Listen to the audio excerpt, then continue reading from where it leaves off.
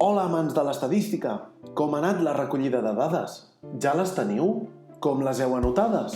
Com sempre ens proposa Graph, una bona manera de recollir dades ordenadament és fer servir taules com aquestes. Mireu, nosaltres hem fet aquesta recollida. A més, per practicar una mica, hem decidit escriure els mesos en anglès. Creieu que els dos reculls contenen dades del mateix tipus? Atureu el vídeo i rumieu-ho.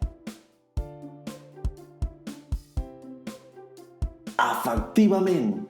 La mesura del pam és una quantitat numèrica, així que les dades són quantitatives. En canvi, el mes de naixement no és una quantitat, així que diem que les dades són qualitatives. Molt bé, ja tenim les dades. Ara cal interpretar-les per respondre a les preguntes.